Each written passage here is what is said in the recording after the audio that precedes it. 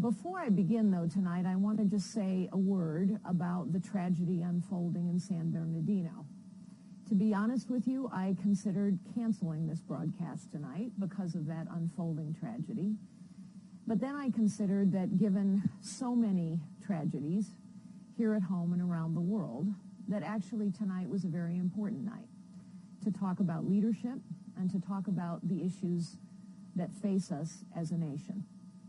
What we know is this tragedy continues to unfold. We know, unfortunately, that 14 people have lost their lives. There are others who are wounded, and obviously our thoughts and prayers go out to the families of everyone affected, and we certainly support all of our law enforcement who are looking for these purposes.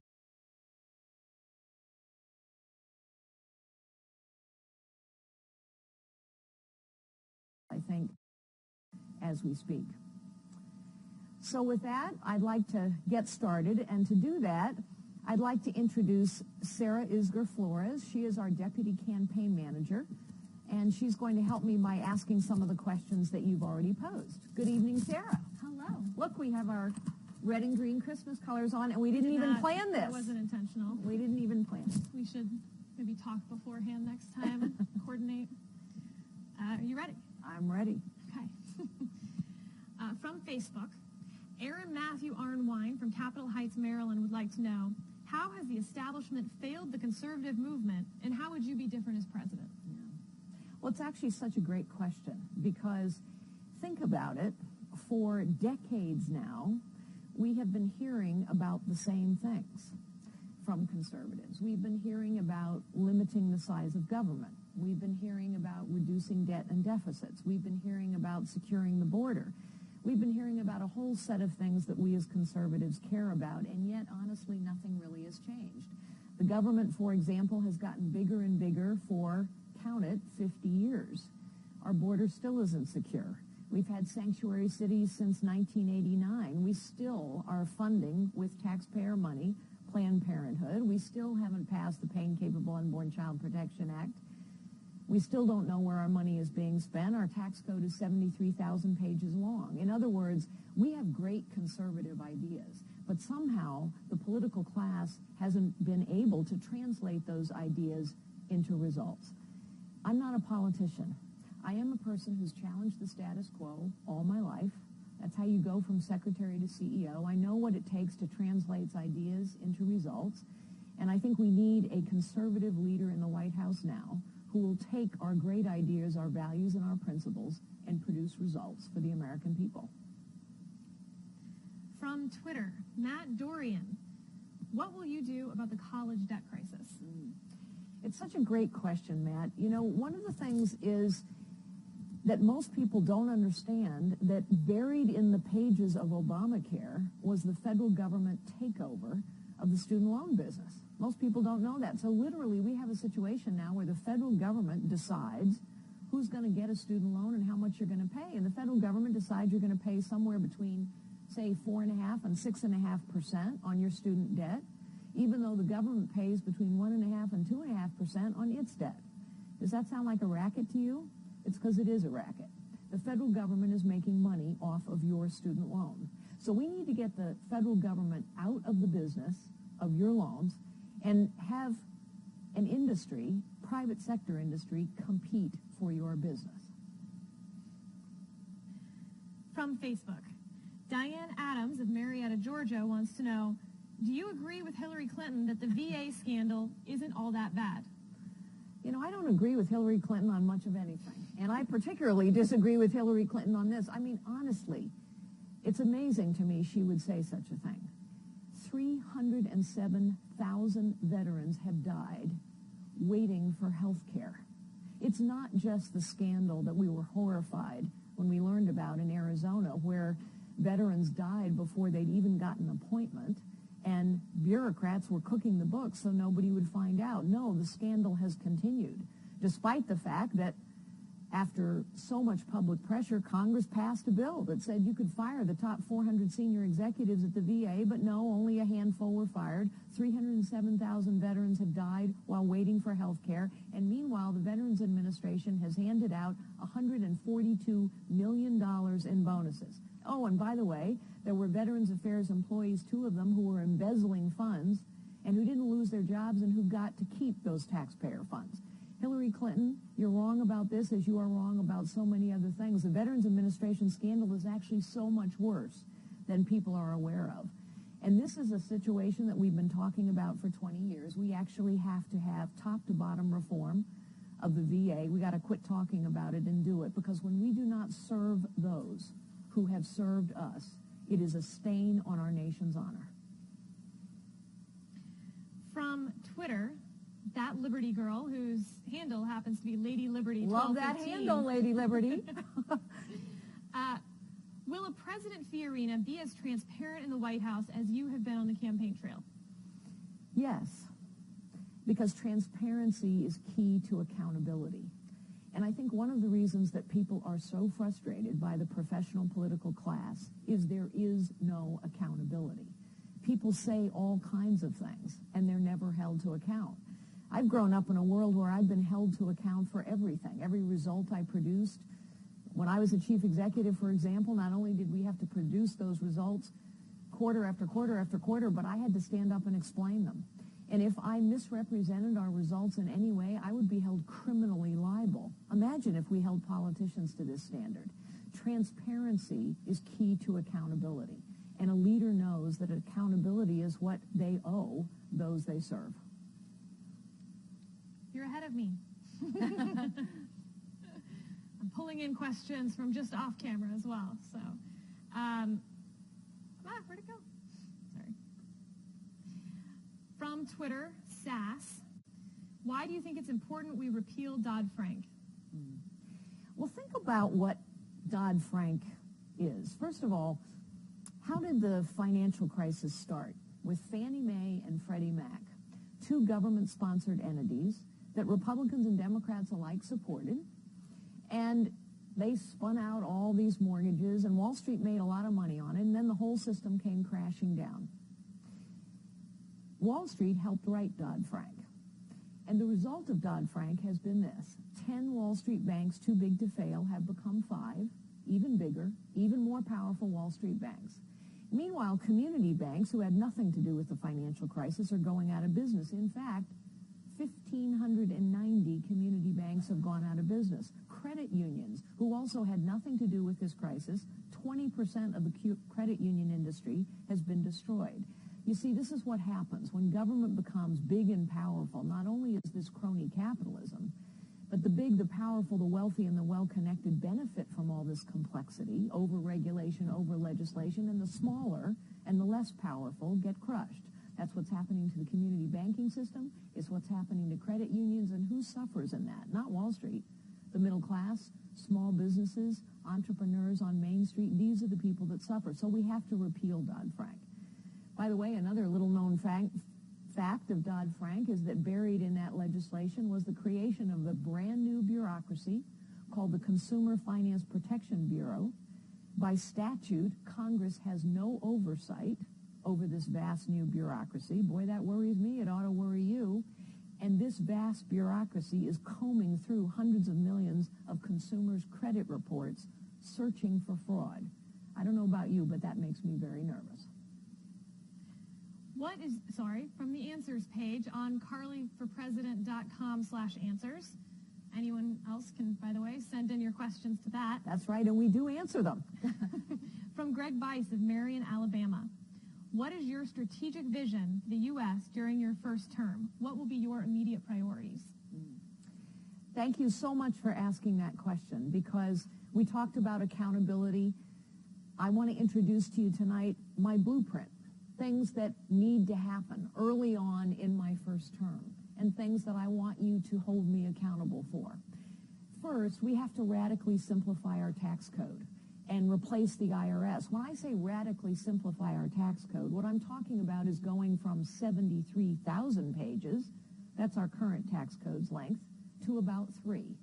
Now, people in the professional political class will tell you that can't be done. But the truth is there's been a plan for a 3-page tax code lying around for about 20 years. Of course it can be done. And the reason we need to radically simplify the tax code is because all of that complexity favors those who can hire the armies of accountants and lawyers and lobbyists that are necessary to figure out how to make all that complexity work for them. And of course, if we get to 3 pages, we can replace the IRS because you need a whole lot less IRS agents when you're only talking about 3 pages. Secondly, we need to pass zero-based budgeting. Zero-based budgeting is a fancy term for how you budget at home or how any business budgets. It basically says that we can examine every dollar, we can cut any dollar, and we can move any dollar. A bill for zero-based budgeting has been languishing on the floor of the U.S. House. We need to get it passed because this is the only way we can both spend less money overall, which we need to do, and yet have enough money to spend to invest in our important priorities. Third, DoddFrank is one example of crony capitalism, but Obamacare is another one. A incredibly complicated piece of legislation and regulation written by the health insurance companies that is not working. Emergency room visits are up, health insurance premiums are up, we're throwing more people into Medicaid when fewer doctors are accepting Medicaid payments. We have to repeal Obamacare. We have to give to states the responsibility to manage high-risk pools. We need to turn the health insurance market into a free market. And we need to make sure that you as patients and consumers have the information you need to make informed choices. We need to restore the character of our nation.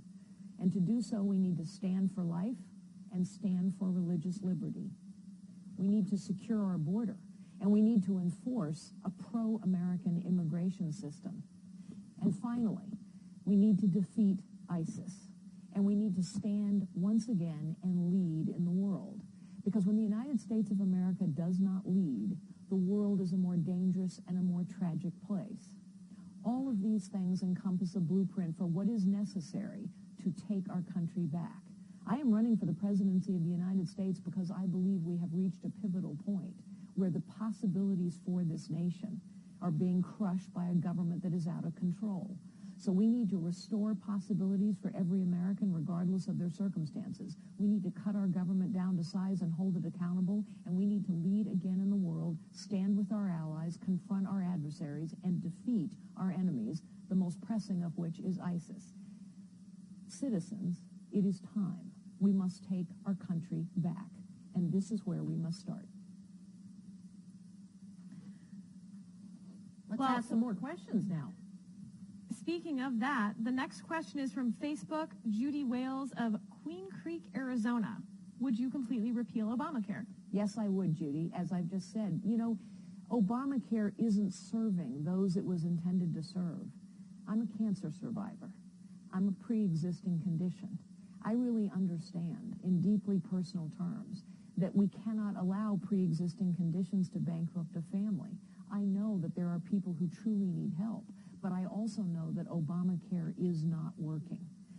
I mentioned what we need to do to replace Obamacare. We need to give to states the responsibility to manage high-risk pools. We have examples of states doing this well. We need to try the one thing we've never tried in health insurance, the free market. The truth is, health insurance has been a cozy little game between regulators and health insurance companies for 100 years. We used to play it on the state level.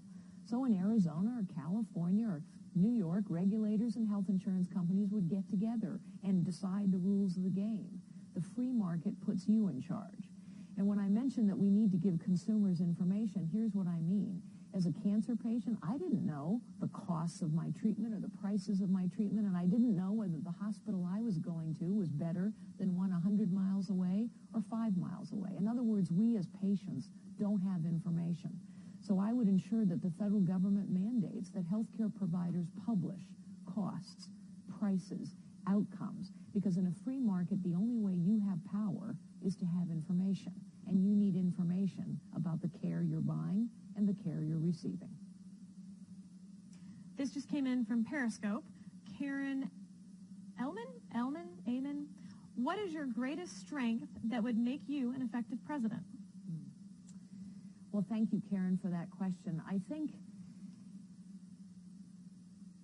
I am good at understanding a problem understanding a solution, and getting others to work with me to put that solution in place. Politicians major in talk. Some of them are very eloquent talkers, but talk is cheap. Results count. When I say that I'm good at working with others to turn those solutions into real results, let me give you a very real example of what I mean. I need the help of the citizens of this nation to get this blueprint enacted. So, for example, how are we going to go to a 3-page tax code? How are we going to repeal Obamacare? How are we going to go to zero-based budgeting? I'm going to ask for your help. And specifically, what I'm going to ask you to do is take out your smartphones. Once a week, I'm going to go into the Oval Office during the weekly radio address as an example. And I will ask you to take out your smartphones. I'll say, do you think we should go to zero-based budgeting? If you agree with me, press 1 for yes, 2 for no. This technology actually exists.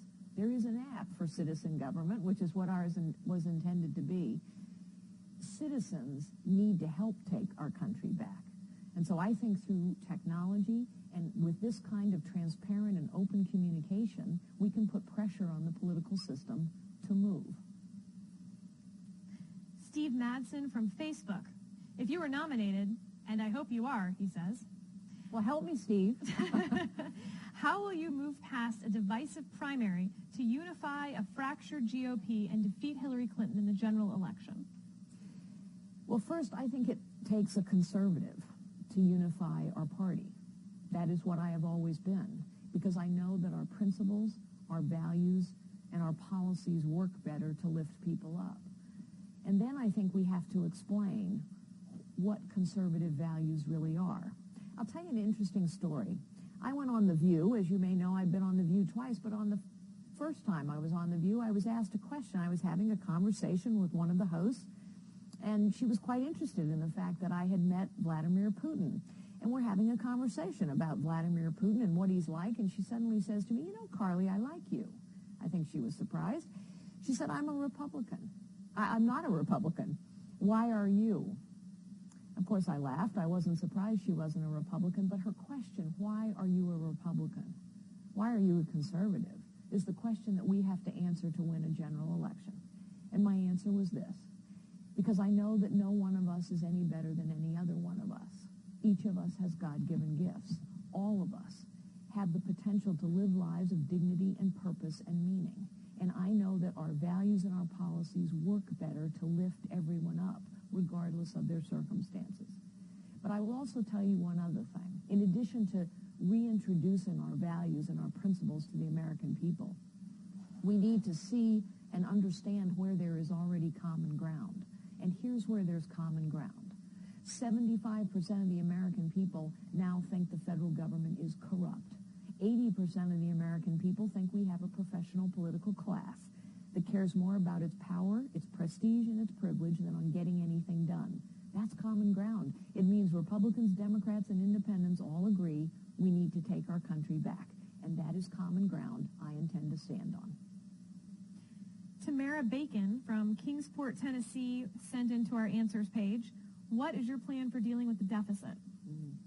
So, you know, Tamara, this is one of those questions that we actually all know the answer to, and it's frustrating that politicians don't seem to. Here's the answer. The only way you can reduce deficits is to reduce spending and grow the economy. That's it. Reduce spending, grow the economy. Reduce spending, grow the economy. The good news is, if we reduce spending in the right way, we help grow the economy. So let's just go back for a moment to that 3-page tax code I talked about. That crushing weight of a 73,000-page tax code is harming whom? Small businesses, who create 2/3 of the new jobs in this country and employ half the people. So when we go to 3 pages, we help grow the economy, but we also reduce spending, because guess what? You don't need very many IRS agents if all you have is a 3-page tax code. Today, by the way, we have more personnel in the IRS than we have at the FBI and the CIA combined. Does that strike you as a misallocation of resources? And that's one of the reasons we have to go to zero-based budgeting, so we can move money. As we cut spending, we can move money and place it into higher priorities. Marion DeCamp from the answers page. What would you do to stop ISIS? ISIS is our most pressing national security crisis. It is delusional for President Obama and Hillary Clinton to claim otherwise. And President Obama has been in Paris for the last several days saying that actually climate change is a national security threat. No, ISIS is. We must deny ISIS territory. ISIS draws their legitimacy and their power from the territory that they control, which they call their caliphate. That is their word. And so we must deny them territory. In order to do so, we must stand with our allies. Yes, we need to have a more effective bombing campaign. Yes, we need to have more special operations forces on the ground. But our allies in the region, all of whom I know, are fighting ISIS as we speak. And they have asked us for very specific kinds of leadership and support and resolve, and we have not provided it. I will. So King Abdullah of Jordan, for example, is bombing ISIS. He's asked us for bombs and materiel. We haven't provided it. I will. The Egyptians have asked us to share intelligence. We haven't provided it. I will. The Kurds have been asking us to arm them for 3 years. We haven't provided it. I will. In other words, we, the United States of America, need to stand up and lead a coalition to defeat ISIS, and we must start by denying them territory. And speaking of that, we just got a question in from Periscope from, that is not even a name, okay, RBDGSQG. Okay, interesting acronym. What will you do about the lack of cybersecurity in our government? So, I frequently describe our federal government, as do 75% of our fellow citizens, as inept and corrupt. And those are strong words.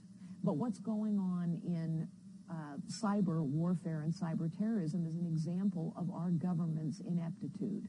Look, we have real enemies in the world that are attacking us in cyberspace every day. China, Russia, North Korea, and we know that ISIS uses social media for evil as well. I chaired the advisory board at the Central Intelligence Agency for several years.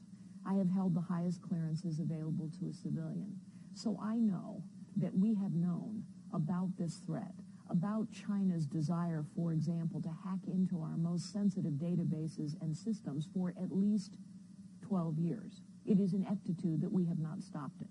So first, I would stand up a centralized command in the federal government to be responsible for cybersecurity. Second, I would acknowledge that the private sector and private networks have a very important role to play here. In truth, the private sector is far better at keeping ahead of technology and understanding where technology is going than the federal government does. And so the private sector has a very real role and needs to take an important lead. And in order for that to happen, we need to pass a bill that allows the private sector and the public sector to coordinate, to collaborate, so that together we can detect and repel cyber attacks.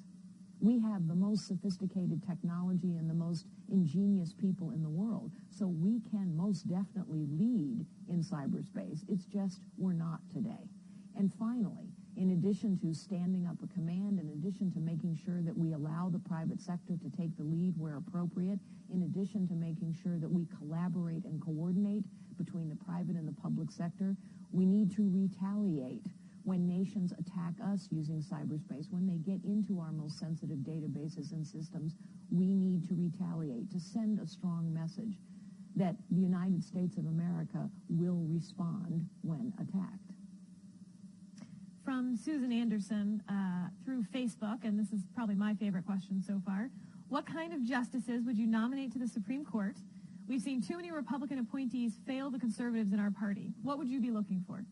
Well, just to be clear, Sarah is not playing favorites with questions. It's just she happens to be a Harvard Law grad, so she likes the fact that you're asking about Supreme Court justices.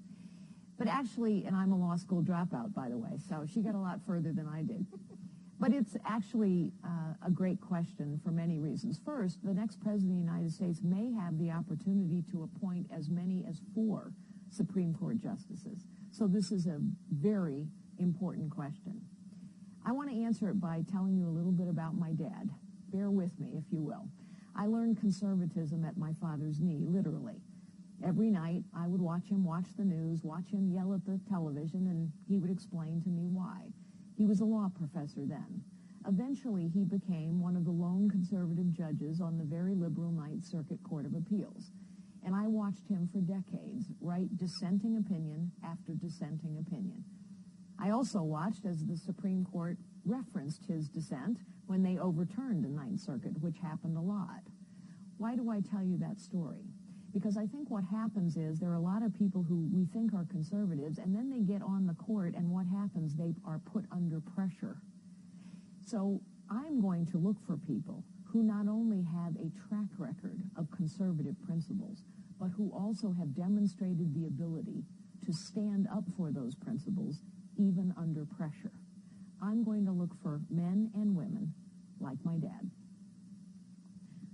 I'm going to take a moderator's prerogative and ask a follow-up question, because we do get questions a lot on the trail about the 10th Amendment and where you would stand on that. Well, first, people sometimes think of the Constitution as a document that conveys rights. And of course it does do that. But the Constitution, I think, is even more fundamentally a document that was written because our founders understood the consequences of the abuse of power. And so one of the things that they did in the Constitution was enumerate or limit the powers of the federal government. And they were very explicit in saying that there were a lot of powers that the federal government shouldn't have, and that if they weren't specifically enumerated powers, then they went to states, or they went even to individuals. And that's really what the 10th Amendment is about. It's a limiter of the federal government's power. One of the things that we have to do to take our country back is to actually follow the Constitution. From Facebook, Melissa Nesbitt of Huntsville, Alabama. What is your favorite way to spend family time? Oh, well, what a great question. Well, this is a good time, actually, to introduce someone really important. I'm going to introduce my husband, Frank. So, Frank, if you would come on up. I met my husband, Frank, while he's walking up here 34 years ago at AT&T. I was a entry-level salesperson at AT&T, and he was a big technical expert, and I had to go ask him for some technical advice. And he took me seriously, and he was really cute, so I had to marry him. Hi, Frank. Hi, Frank. Well, I must say it's a pleasure to be here. Well, good. And actually, I'm glad that we got to introduce Frank to all of you tonight, because today is a really special day. Today, actually, is Frank's birthday, December 2nd. Yeah, I was afraid she was going to say that. So, I have a little prop here. I got to say, in 66 years, I've never shared my birthday with so many people.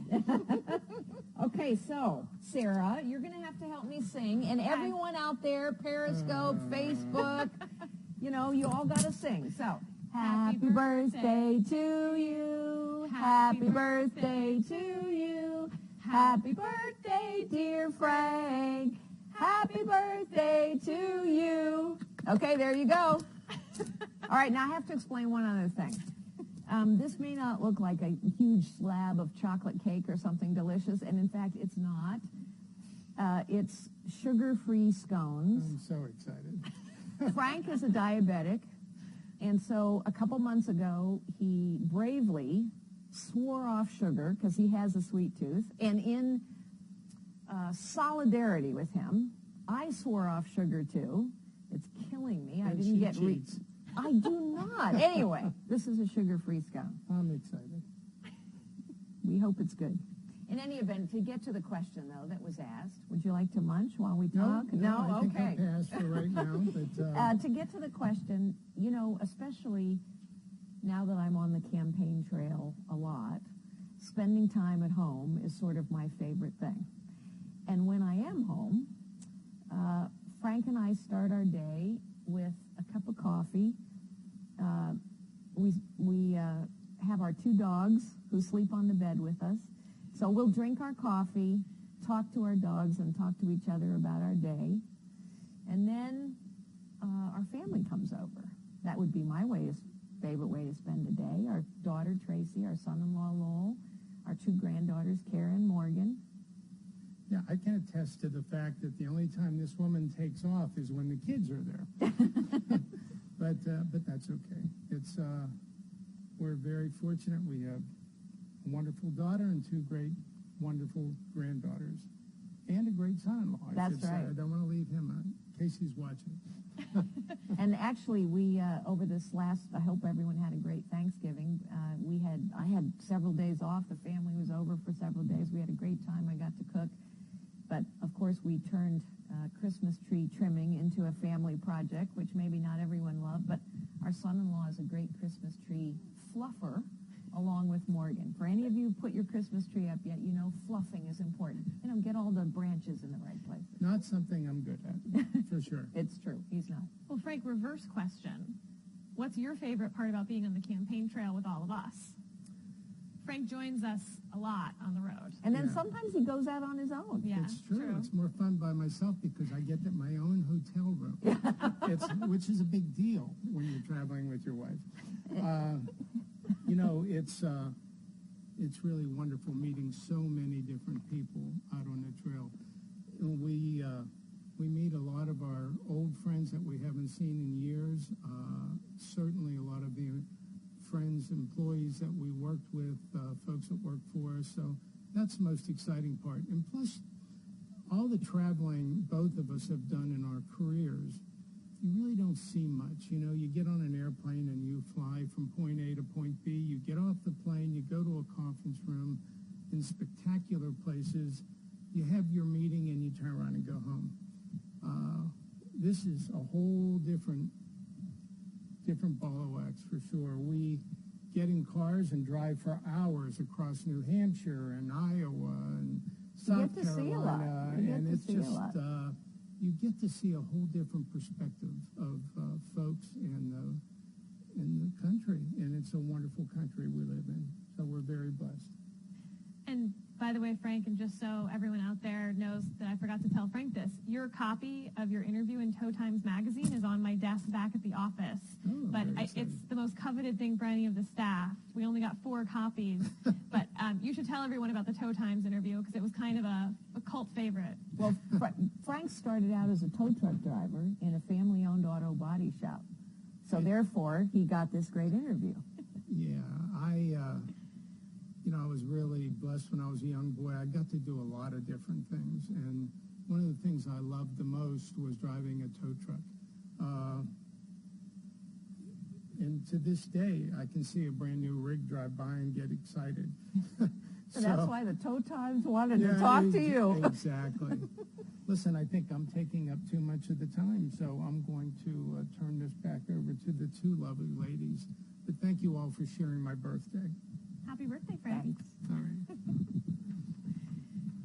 Okay, the questions have piled up. Okay, the questions have piled up. Would you like a sugar-free scone? I may munch You when may you're munch when you're later. answering. Oh, no, you don't take them away. Just Sarah's a good eater.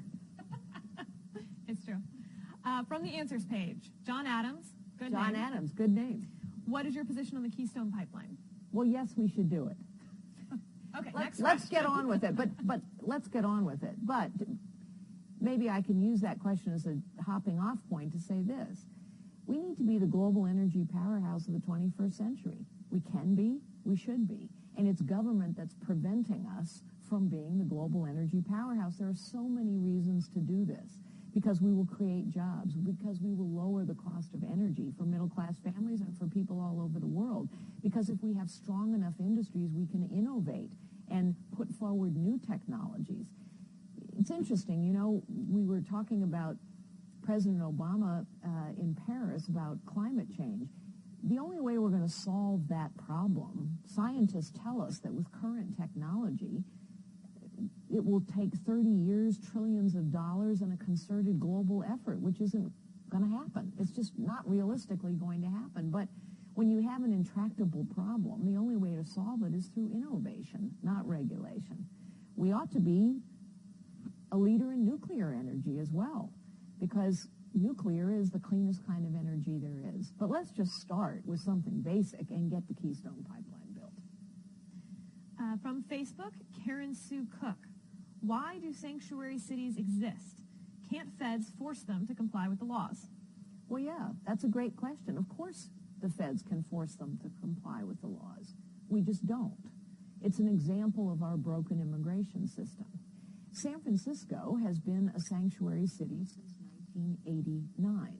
We now have 300 of them.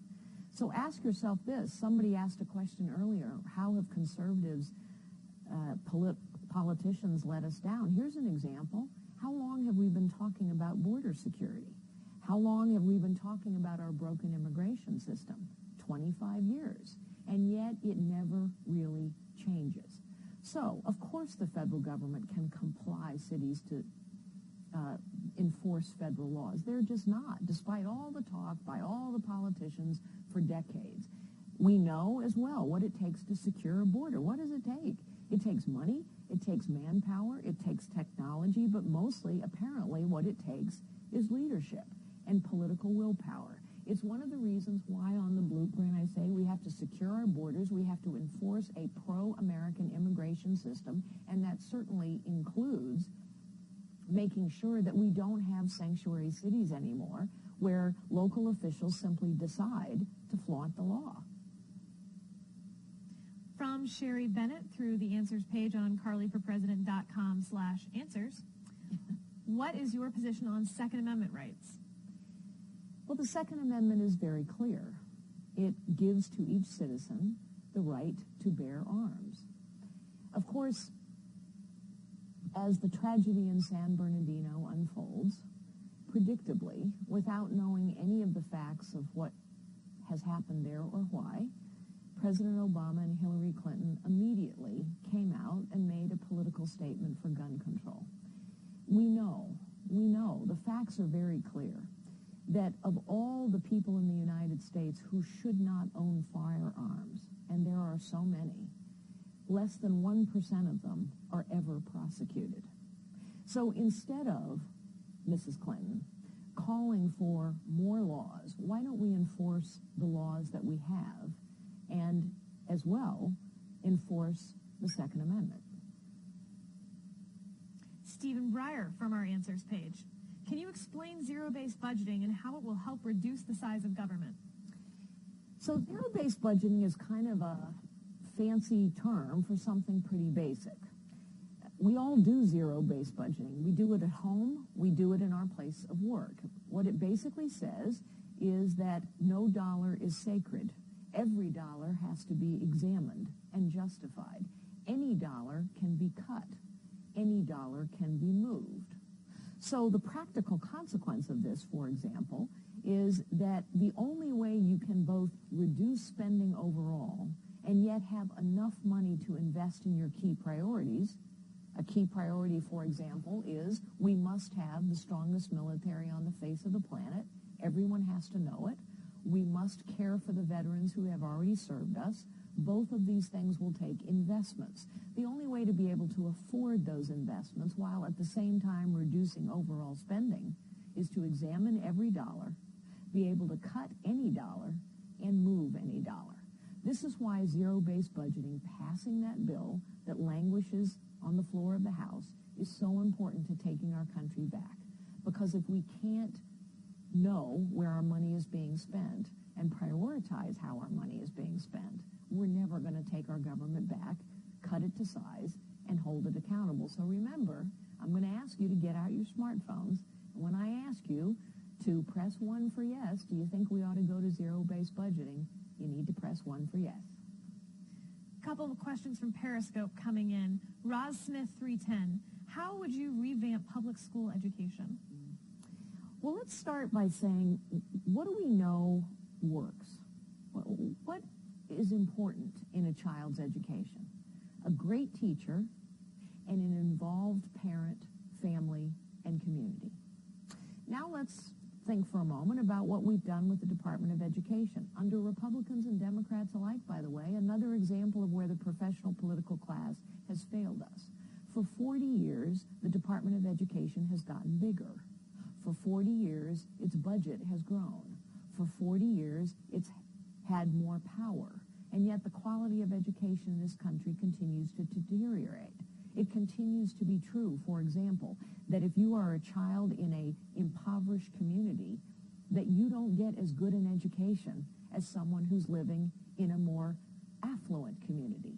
That's wrong. That opportunity gap, so to speak, has widened over the last 40 years, not narrowed. In other words, spending money in the Department of Education doesn't have a lot to do with the quality of education.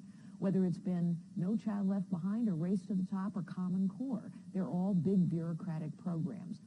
What matters to a child's education is a good teacher, an involved parent, and an involved family and community. And so the answer to this is we need to push money, power, responsibility as far out of Washington, D.C. towards states and communities and families as possible.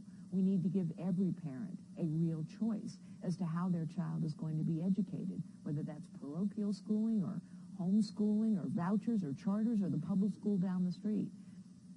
Because when parents have choices, kids have chances, and we cannot leave a single child in this nation behind. Another question from Periscope. Will Ratliff. What would you do about the job-crushing EPA regulations that the Obama administration has put in place? Well, we need to roll them back. We need to roll them back.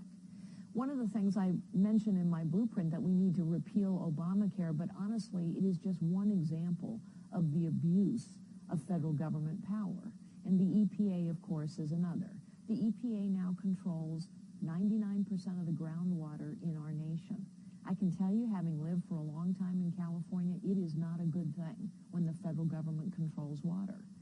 We know that the EPA has rolled out job-crushing regulations that are destroying our coal industry, even as our coal industry is the cleanest burning in the world, and China is firing up 4 new coal plants every single week. So we need to roll it back. But we also need to ask a fundamental question. Who are the rule makers? Whether they're at the EPA or the NLRB or the FCC, who are these rule makers? For 50 years, bureaucrats have rolled out regulations under Republicans and Democrats alike. We have become a nation of rules. We are no longer a nation of laws. And the rule makers are who? They're nameless, faceless bureaucrats. They're accountable to no one. They are elected by no one.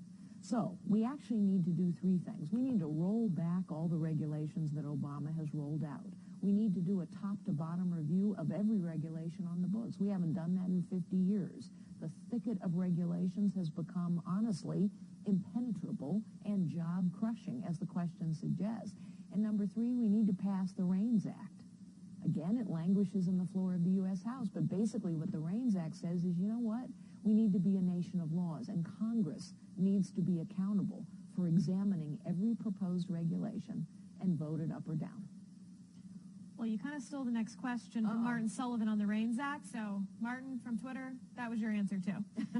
But the Reins Act basically says, let's hold our elected representatives accountable, so that instead of having bureaucrats just rolling this stuff out, that our elected representatives have to stand up, they have to examine a proposed rule, and they have to say whether it makes sense or doesn't make sense. Coming across on Twitter, Alicia Morris Cross. How is the political class hurting outsider candidates? Well, you know, it's a great question, because the truth is the political establishment takes care of its own. It's very difficult for someone to come in as an outsider, not a particularly well-known outsider, by the way, and really break in.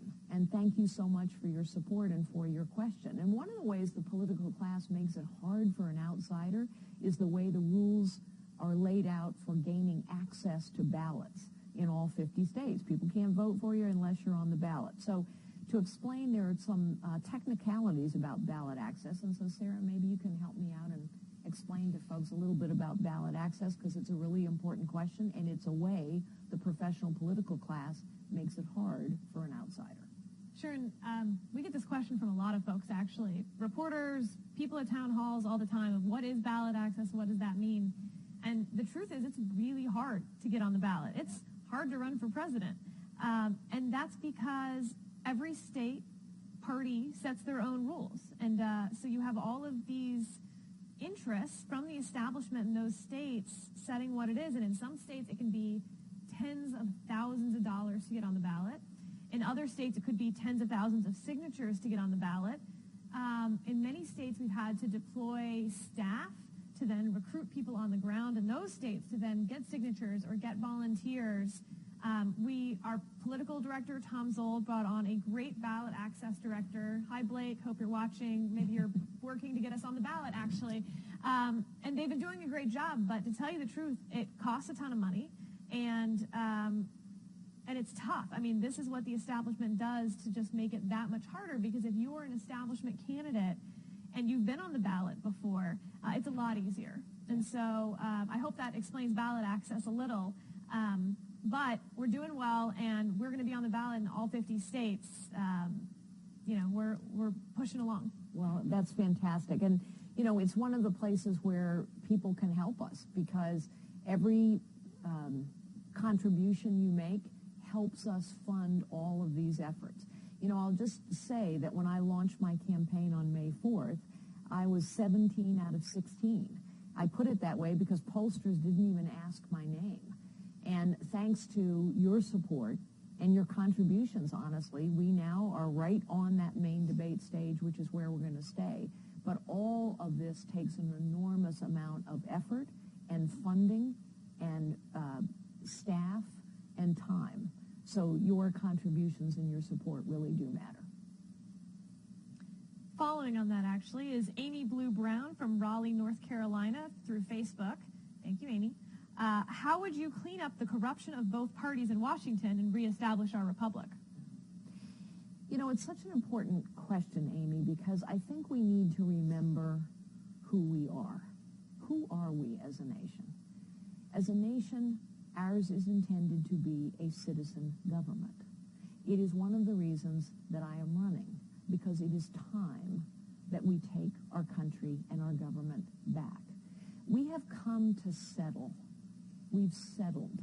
We've settled for a government that no longer serves us.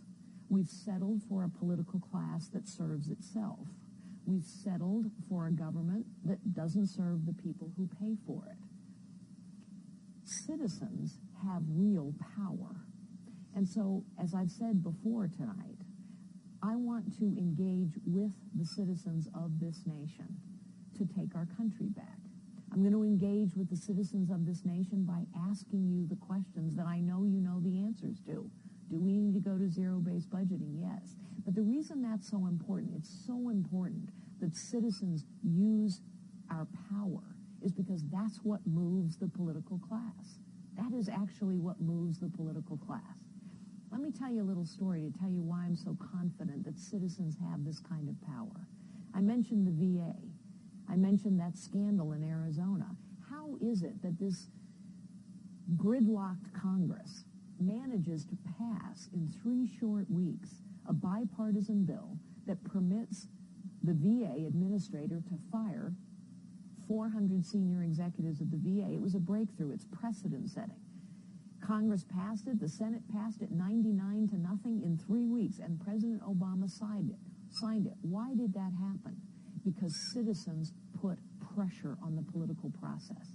We have power as citizens, and I think we need to exert that power. I am running because I think that as President of the United States, together with you, the citizens of this great nation, we can take our country back and become, once again, what we were intended to be, a citizen government.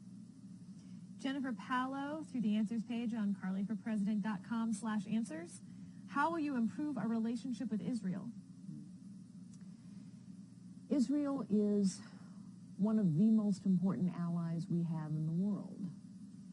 I not only know political leaders in Israel, but as the CEO of Hewlett-Packard, we bought a great Israeli company at the height of the Intifada.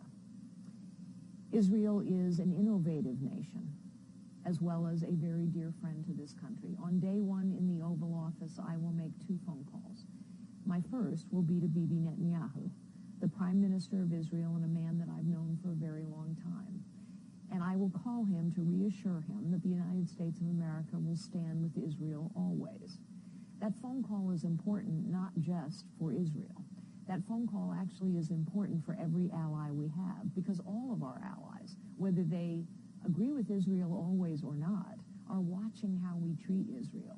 And they are concluding that based on how we are treating Israel right now, that their friendship with us does not matter very much. And so when we don't stand with our allies, they lose courage.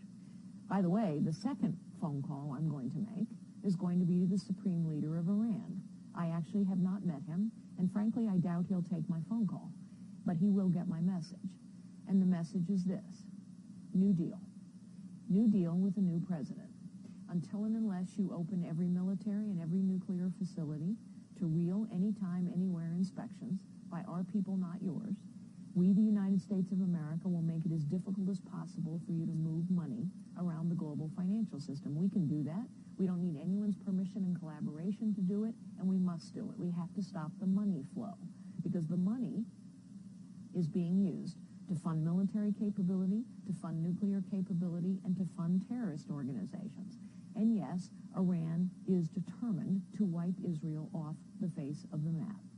So, we must stand with our ally Israel and every other ally we have. We must confront our adversaries, ISIS, Iran, Russia, China, and others. But we must stop this Iranian deal. Through Facebook, Andrea Candler-Bledsoe. How will you support women and decrease the wage gap? You know, I started out as a secretary, and ultimately I became the chief executive of what we turned into the largest technology company in the world, and now I'm running for the presidency of the United States. That is only possible in this country. But it is also true that women face a set of hurdles that are different. What I have found in my own life, in my own career, is that the thing that works best to give women opportunities are real meritocracies. Real meritocracies, where people are not judged by what they look like or even by how long they've been in the job, but instead, people are judged by what they produce, by their results, by their contribution. Today, the federal government pays based on seniority. A lot of unions pay based on seniority. A lot of companies pay based on seniority. But let's start with the federal government setting an example.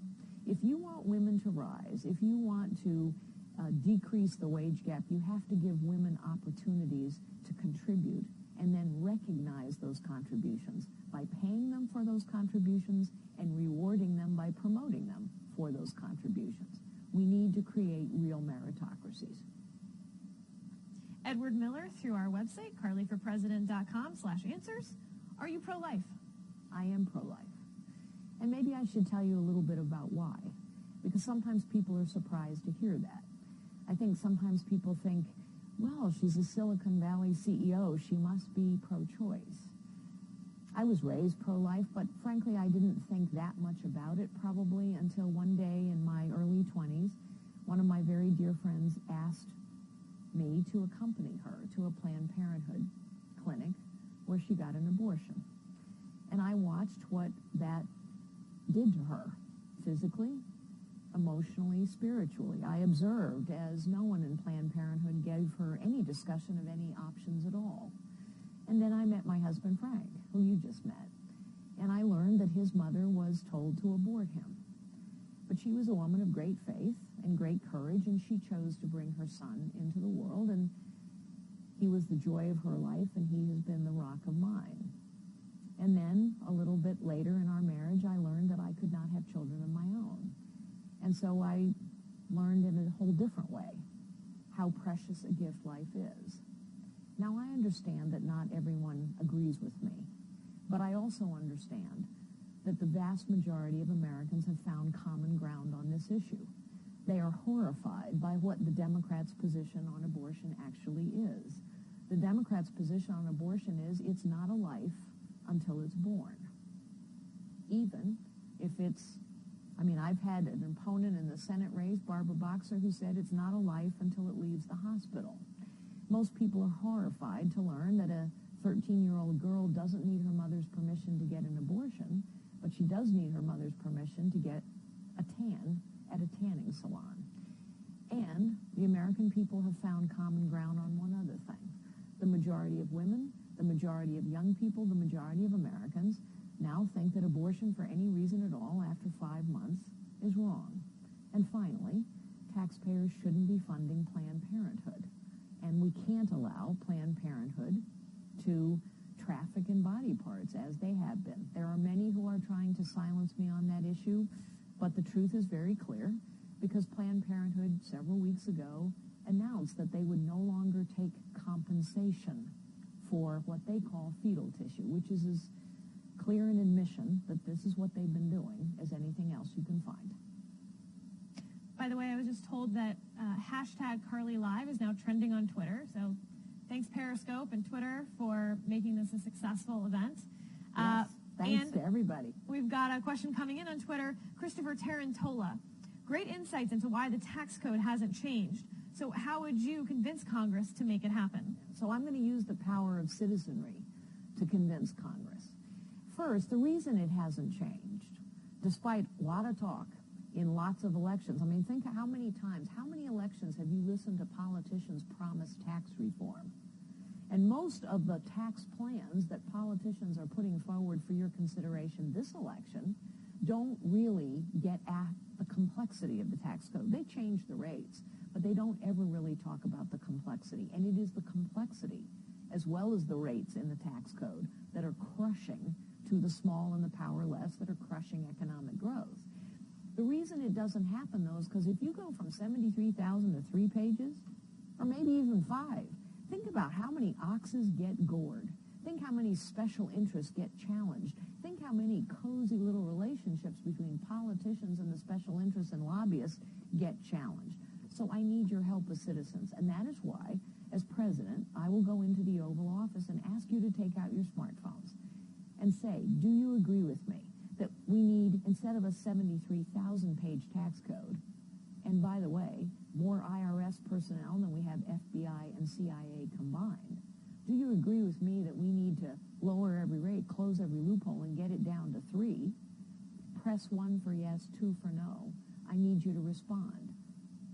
Ours was intended to be a citizen government. Technology is the most powerful democratization tool ever devised. I will use it because power in the hands of the citizenry of this nation can move the political class. We know it. We've seen it.